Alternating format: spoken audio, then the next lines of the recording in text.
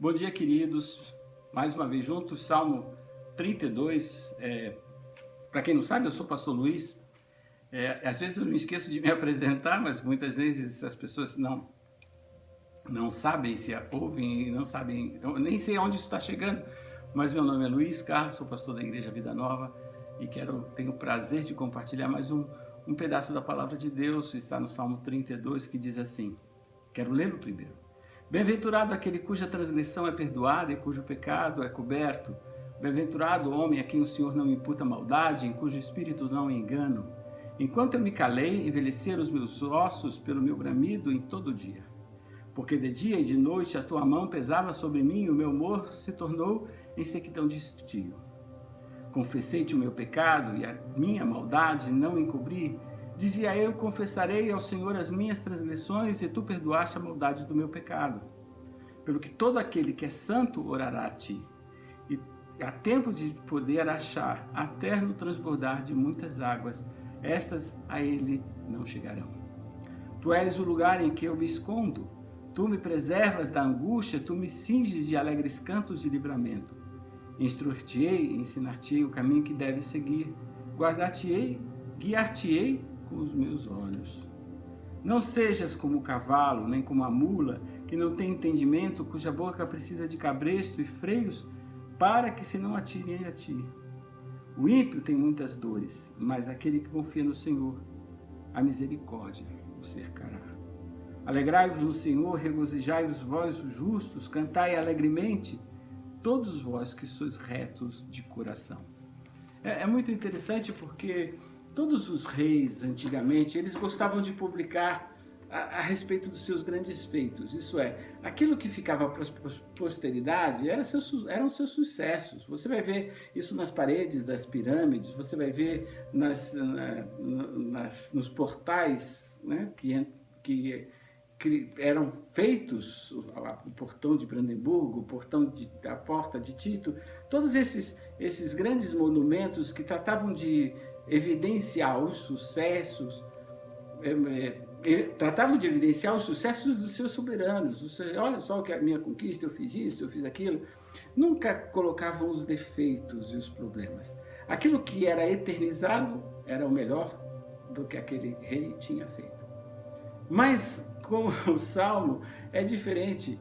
A eternização, aquilo que se torna eterno na vida do salmista, eram justamente os seus fracassos, as suas fraquezas, os seus erros, as suas falhas, os seus pecados.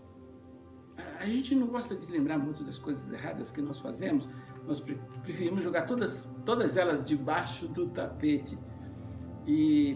Mas no céu não existe tapete, eu acho, para que eu possa esconder aquilo que eu fiz de errado, aquilo que demonstra a minha fraqueza ou a minha fragilidade.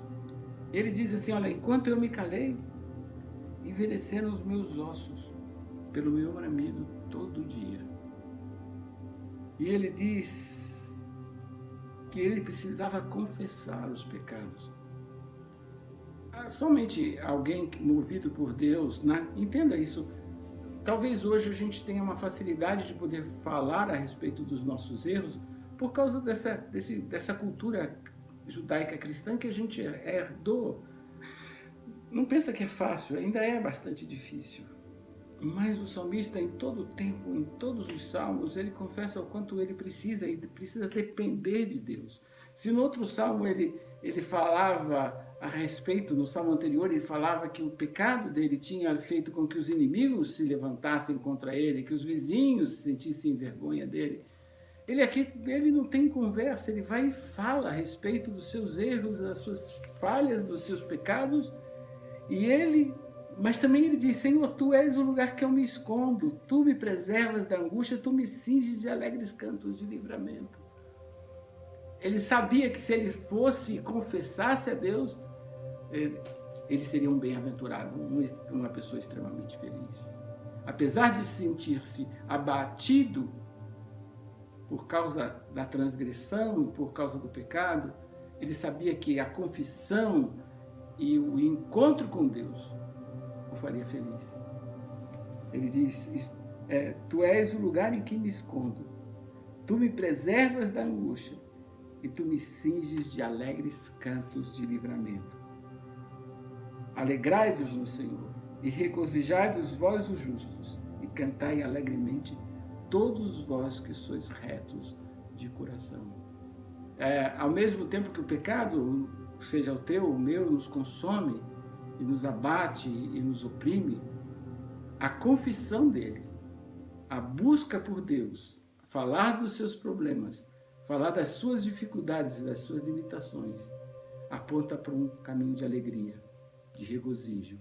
Mesmo que as circunstâncias sejam difíceis, mesmo que caiam 1000 de um lado e 10.000 do outro, porque você confia no Senhor. E Deus te abençoe nessa confiança. Eu não consigo imaginar, talvez, o que você esteja passando. Talvez seja muito difícil. Talvez não seja por causa dos seus pecados, seja por causa das situações circundantes. É a mesma expressão, o mesmo exemplo que Jó teve para nos dar. Não havia pecado, só havia uma necessidade de conhecer mais a Deus. E a necessidade de conhecer mais a Deus nos leva a provações. Não porque pecamos, mas porque Deus quer nos levar a um patamar maior, a um degrau maior, a uma comunhão maior. E entenda isso, que tudo aquilo que você está passando, toda a dificuldade que esteja passando, seja por pecado ou não pecado, te conduzirá a um relacionamento maior, se você buscar nele, se você depender dele, se você esperar por ele. Deus te abençoe e te fortaleça nesse dia, no nome de Jesus.